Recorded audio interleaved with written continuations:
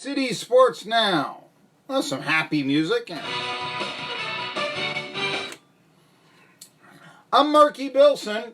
Going to talk to a pretty good author by the name of Tom Shanahan. He wrote a book called Ray of Light. I'll talk to him at 1:30 about this book, which deals with the 1966 Michigan State Spartans, who were extremely ahead of the curve in terms of college football integration. Now, college football integration, like I said, is nothing new. I mean, Jackie Robinson played for UCLA back when, but if you were a black football player in the South prior to the 70s, you were probably going to have to play at a black college. Michigan State did a lot to break that, and we'll talk about this. The foreword, by the way, the book, written by Tony Dungy, Tom Shanahan, Ray of Light. He joins me at 1:30 today. Let's talk a little baseball, because the trade deadline was yesterday, and oh, by the way, the Atlanta Braves really helped out their cause by bolstering their bullpen. Don't believe me? Well, come on. Then believe Tim Kirkjian. I think the Braves have tremendous faith in the young talent that they have on their team. And with relievers now, since they don't have starters that are going to pitch 7 every night in the postseason, that's why the bullpen is even more important. And the additions here the last couple days, critical and absolutely necessary. The bullpen of the Braves has not been good the last 2 days. And picking up Mark Melichon and Shane Green, we told you yesterday that the Braves were looking at Green from the Detroit Tigers, who, by the way, actually won a game last night. Can you believe it? With Daniel Norris on the bump. They actually routed the Angels. What was do we have the numbers here and all this? Well, first, before we get to the Tigers, let's talk about baseball that really counted. The Braves won, and this means that they have a 6.5 game lead on first place. The winning hit coming from Josh Donaldson. Hey, there's a good free agent pickup. Pitch to Josh. Swung on, hit high and deep to center field. Robles going back on the track. He's at the wall. He jumps. He can't get it. Josh Donaldson's gone deep to put the Braves on top. Cranked it to straightaway center off Sean Doolittle. And Josh Donaldson ties for the team lead with his 25th homer. 5-4 Braves. Well, that's all well and good. And it's a 6.5 game. But the problem was 5-4 final over the Nats, and the Braves took 2 out of 3 from the Nats, so things looking pretty decent. Now they've won 4 out of 6. I don't think they're going to relinquish first place. I mean, there was the report, the lead is down to 4.5. It may go down to 4.5. It may go down to 3.5. I think Braves last 2 months of the year, first place all the way. As I said, I think they're one of the 4 best teams in baseball with these pickups of Green and Melichon. And the only question I've got here is Green with 22 saves, but he has 31 save opportunities. And I always wonder, how difficult is it to throw 1 inning and hold a 3 to 1 run lead? That's my only, and I realize that's nitpicking, but still, I'm not necessarily, let's see what this happens, but I do think the Braves are an improved team. Let me just put it out that way. In fact, we'll talk a little bit about this here in just a minute. Wanted to talk about, there's Richard Justice, MLB.com, talks about 7 winners from the one-of-its-kind trade deadline. So there are no more waiver deals after this date, you see. So, here we go. I mean, the big deal was the Astros picking up Zach Greinke. And the idea is that the Astros pitching staff is now stacked, that the Astros are in line to win their 2nd overall world championship, as well as their 2nd in 3 years. Mark Teixeira, no longer slugging, now commentating. He thinks that the Astros are a juggernaut in the race. Zach's a little bit of a quirky guy, a really smart pitcher. He's going to love A.J. Hinch. They're going to work really well together, talking about that pitcher-catcher relationship. This deal, and especially if you get those relievers as well, oh my gosh, this team just turned into a juggernaut. Well, the World Series everybody wants to see, unless, you're hoping for your team, is Yankees-Dodgers. Okay, Astros just made themselves that team that says, wait, don't forget about us. Braves want that to be the case as well, and so here is what Texeria had to say about the Braves and their confidence in the last 2 months of the year.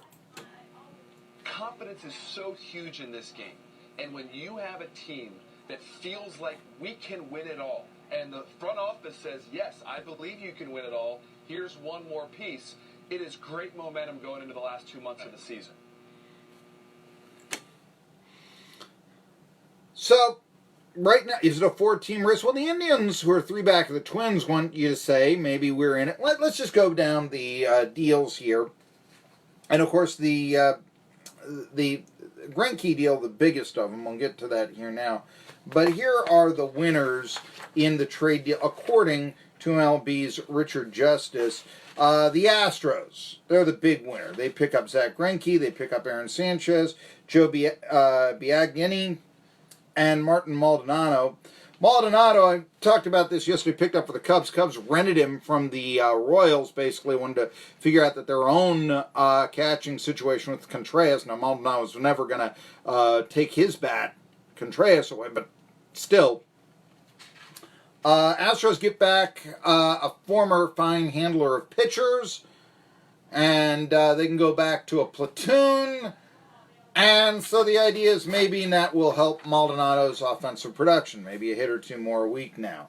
Astros are 30 games over 500, 8-game lead in the West. This is the thing. I mean, talk about this and you just start to wonder, would it not be better if maybe instead of, the Twins and Indians battling for third place and seeing who is mediocre, if you had the old 2-division formats, no wild cards, and okay, the Yankees, well, they'd still be running away with things. But over in the West, there would be a little bit of Twins versus Astros, pennant race going on and all this. Well, the Astros, they are actually making deals for the playoffs. Greinke gives them a solid number 3 starter. So, there you go. And Maldonado ought to be able to handle... Don't discount that they get Maldonado back. Okay, don't discount that. Braves are thought to be the number 2 winner, picking up Shane Green, Chris Martin, and Mark Melicon. Now, yesterday's show, I was wondering if Martin was going to be the closer. Now it looks like he'll be a pretty good setup man. Remember, the Braves were up 11-1, 11-8 back on Tuesday. Yesterday they were up 4-1. Relinquished that lead to 4-4, and then it was 5-4. So some heads are going to roll. Atlanta relievers in the last month, this is in July, posted a 5.79 earned run average. I realize that ERA for relief pitchers sometimes isn't that important of a stat, but when you're looking at a collective bullpen in this situation and say stats done over not just one inning, let's just say, here's the deal. I've always said this. Okay, you come in, 5-2 game, 9th inning, you get the save. You get a save, you protect the 3-run lead for 3 outs in the 9th inning, okay? Well, you give up a home run. You win 5-3. You basically did your job, but your ERA is 9. So, flip side. You're a relief pitcher. You come in, bases loaded, 2 outs, 4-4. You're, say, a lefty situational reliever. 2 outs, bases loaded, 4-4 tie, bottom of the 8th inning. You give up a base hit to the lefty reliever. Next guy up, you strike out. You did not do your job. Team's probably going to lose. You don't get charged with any runs, though. You got a 0.00 ERA. See how that works? But in this situation, since overall bullpen, assuming there was a relief pitcher that started, say, the 8th inning, then the bullpen, a 5.79 ERA, so that's, Anyway, these are good relief pitchers for the most part. I am a little bit shady on that Shane Green 9 blown saves this year. in 31 opportunities. I'm a little bit, but I've got to think that the Braves are a little bit better than they were before. And who knows? Maybe it would be Martin who becomes the closer. Who knows? Mets picked up Marcus Stroman from the Blue Jays. Mets trying to get back into the race. They got 2 months to do it. Could it have? I'll tell you what. Let's hear what their owner, listen to me, their general manager, Brody Van... I've heard this name and I can't pronounce it. Wagenen? Brody Van Wagenen. If I'm mispronouncing this, please forgive me. Anyway, let's hear what he has to say about why he made these deals, because they weren't just for this year. The move to bring Marcus in was not just a 2019 focus. I think there's real benefit, of course, to where we are in the standings now, thanks to the attitude and energy and effort that our team has put forth since the All-Star break. But this was a now and next year look. This wasn't just a 2019 vision. That's the idea.